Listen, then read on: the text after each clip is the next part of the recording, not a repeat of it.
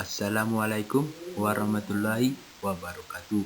Salam sejahtera bagi kita semua. Pertama, saya mengucapkan terima kasih kepada Bapak dosen dan teman-teman sekalian. Oke, di sini saya ingin memaparkan hasil pekerjaan saya, yaitu neurologi atau otot. Otot merupakan sebuah jaringan kognitif dalam tubuh dengan tugas utamanya kontraksi. Kontraksi otot berfungsi untuk menggerakkan bagian-bagian tubuh dan substansi dalam tubuh. Jenis-jenis otot. 1. Otot lurik atau skeletal muscle. 2. Otot polos atau smooth muscle. 3. Otot jantung atau critical muscle.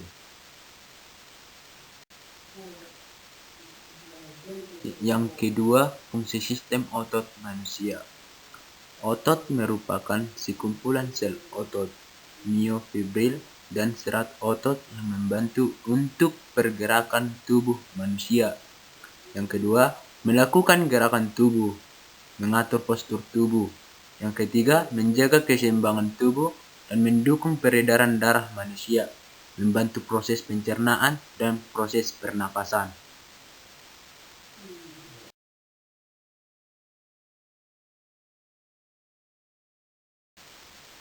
Yang berikutnya, otot lurik atau skeletal muscle. Otot lurik atau otot rangka adalah sejenis otot yang menempel pada rangka tubuh dan digunakan untuk pergerakan. Adapun ciri-ciri otot lurik. 1. Bekerja di bawah pengaruh kesadaran. 2. Otot lurik tidak dapat bekerja terus-menerus, akibatnya akan mengalami kelelahan.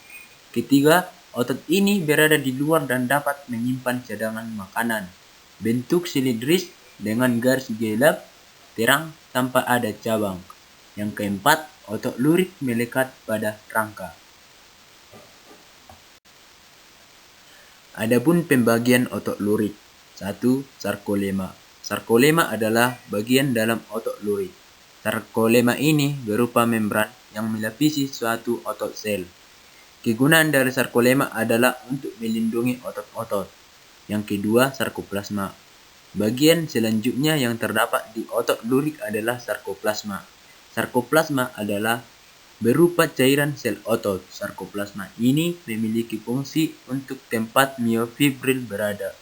Selain itu, di dalam sarkoplasma juga terdapat miofilem. Yang ketiga, miofibril. Miofibril juga terdapat di dalam otot lurik. Miofibril ini adalah serat-serat yang terdapat di dalam otot. Miofibril ini terbagi menjadi dua macam. Yang pertama, miofilem homogen yang berada di dalam otot polos. Yang kedua, miofilem yang heterogen yang berada pada otot jantung. Selain itu, miofilem heterogen ini juga ada pada otot kardian. Di dalam otot lurik atau otot rangka juga terdapat miofilem heterogen.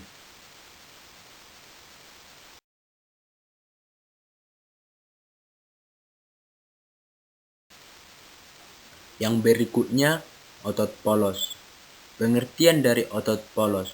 Otot polos adalah otot yang termasuk dalam golongan otot tak sadar atau bekerja secara refleks.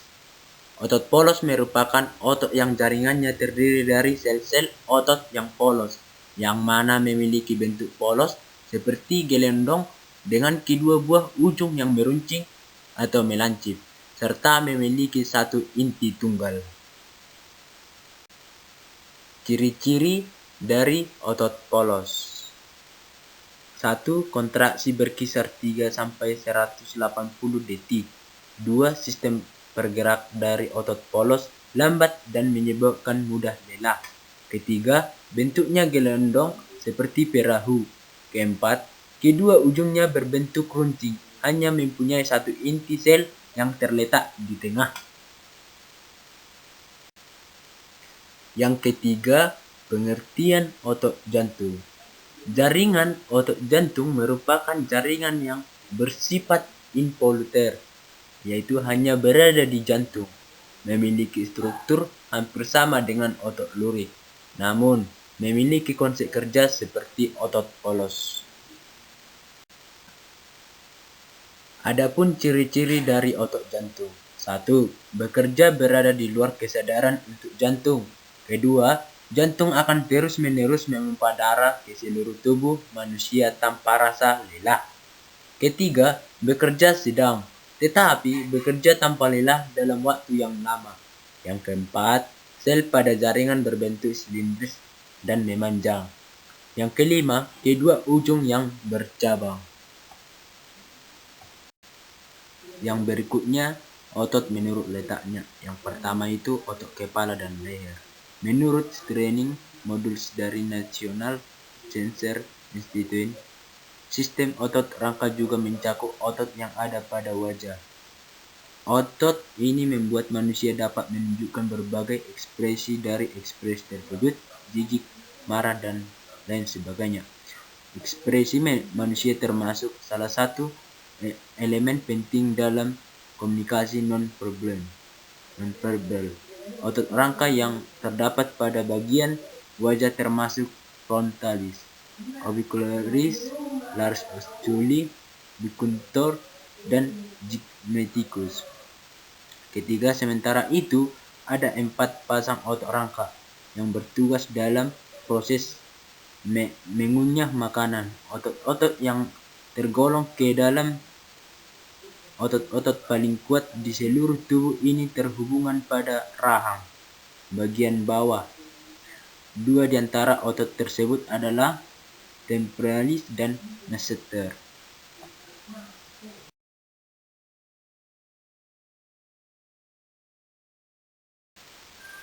Yang kedua, otot batang tubuh. Sementara itu, otot batang tubuh termasuk otot-otot yang dapat menggerakkan tulang belakang, otot yang membentuk dinding abdomen, dan otot yang melindungi panggul. Otot yang bergabung dalam otot rangka di bagian batang tubuh adalah kelompok otot erector spinae yang terletak di sisi tulang punggung. Ini bertugas untuk membantu tubuh mempertahankan posisi tegak saat sedang berdiri maupun duduk. Lalu, otot yang bergabung dalam sistem otot rangka pada bagian batang tubuh berikutnya adalah otot pada dinding toraks atau dada yang terlibat dalam proses pernapasan.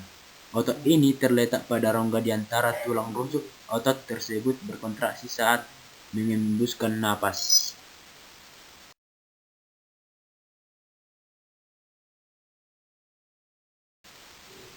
Yang ketiga, otot ekstremitas atas. Sistem otot rangka di bagian otot ekstremitas atas mencakup otot yang meletakkan tulang belikat ke dada dan menggerakkan tulang belikat, yang meletakkan tulang lengan atas ke atas tulang belikat dan menggerakkan lengan, serta otot yang terletak di lengan bagian bawah yang menggerakkan telapak tangan, lengan bawah, dan pergelangan tangan.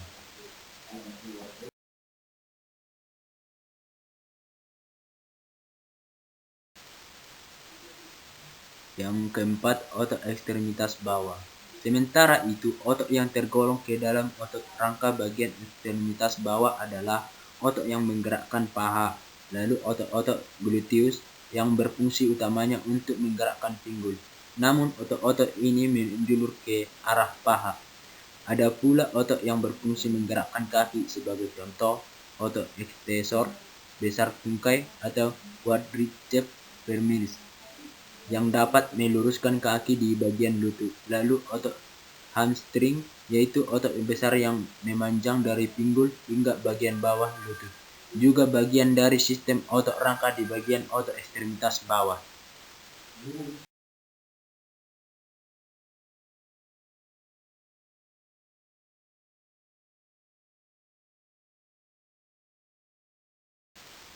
Sampai di sini hasil pemaparan saya.